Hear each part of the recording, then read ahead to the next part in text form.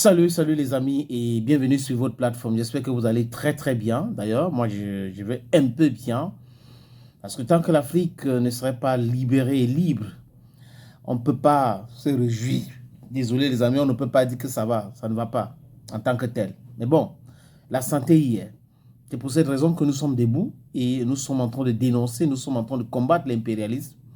Nous sommes en train de dénoncer les enfants d'Afrique, les traites de la maison qui veulent nous maintenir toujours dans le contrôle et qui souhaitent que nous restons dans cette situation, oui, cette même situation, déstabilisation de l'Afrique pour que les Occidentaux continuent de nous piller. Après, comme c'est des petits jouisseurs, ils auront les petits 10 000, les billets de banque là, les visas pour voyager. Voilà l'intérêt de certains enfants d'Afrique. C'est une honte, une grosse honte. Pour vous qui pensez que l'Afrique se résume uniquement à votre petite personne, l'égocentrisme va vous amener dans votre tombe. L'intérêt général devrait être quelque chose qui nous anime tous. Imaginez qu'on vous donne 100 000 et sur les 100 000 là, ils ont déjà volé 100 milliards. Ce que ces 100 milliards devraient faire, la construction de l'Afrique, créer de l'emploi, industrialisation, électrification.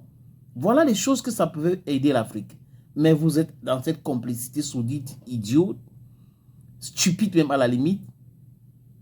You think you're intelligent? No, you're not intelligent. Emmanuel Macron et la France sont derrière l'instabilité de l'Afrique.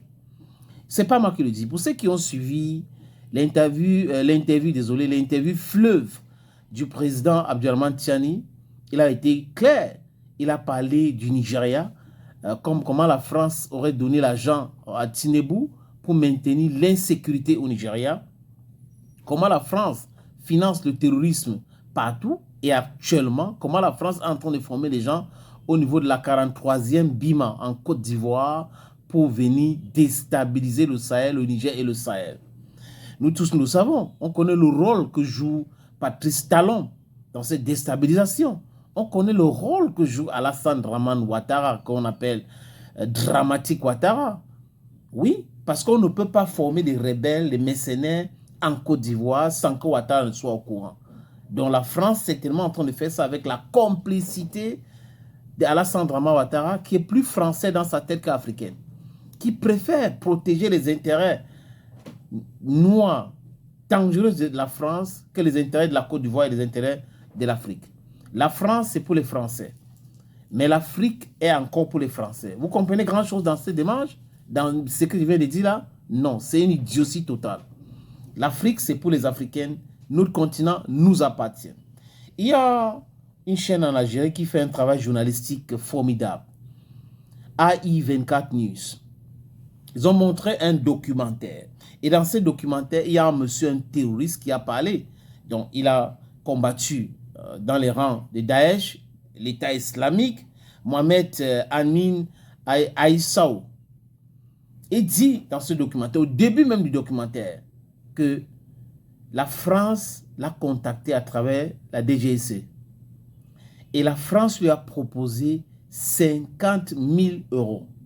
50 000 euros, c'est environ 32, 33, 35 millions de francs CFA par là. Pour faire quoi? Pour venir avec son expérience, travailler avec des autres groupes, des terreaux qui sont au Niger, au Burkina Faso, au Tchad, pour continuer à déstabiliser le Sahel. Parce que le Sahel calme, le Sahel prospère, c'est la fin de la puissance entre guillemets de la France. Mais cette France devrait savoir. Et donc, fini, cher. C'est bon là pour vous. C'est bon pour vous. Faites ce que vous voulez. Mais les jeunes Africains d'aujourd'hui ne sont pas les Africains d'hier. Tant que vous n'avez pas compris encore cela, nous voulons une compétition saine. Nous voulons une coopération économique. Nous voulons contrôler notre diplomatie. Nous voulons sécuriser notre continent et notre pays, l'Afrique. Et personne, ni la France, ni les États-Unis, ne va nous faire commencer à réfléchir pour dire non, non. C'est pas possible. We are focused on what we want to do and we are doing exactly what we have to do because it all boils down to our sovereignty. It boils down to our interest. On ne peut pas jouer avec ce qui nous concerne, notre intérêt, et protéger l'intérêt des autres. Vous trouvez que c'est normal? Vous trouvez l'erreur? Des gens qui protègent l'intérêt des autres et ils jouent au même moment avec leurs propres intérêts. It's not serious. Donc que la France continue, mais seulement, nous le savons et nous le dénonçons ici à travers les différentes communications et nous taguons ces Français-là pour qu'ils sachent que nous sommes au courant, surtout ceux qui sont derrière, des instigateurs comme Emmanuel Macron. Ils savent que nous savons. Et tout ce qu'ils sont en train de faire là est voué à l'échec. Parce que la jeunesse africaine aujourd'hui est puissant, est puissant, est déterminé à en découdre avec toute personne qui essaye de lui imposer autre chose que le développement économique. La souveraineté africaine, c'est tout de suite. Thank you, friends. Thank you again. And bye-bye for now.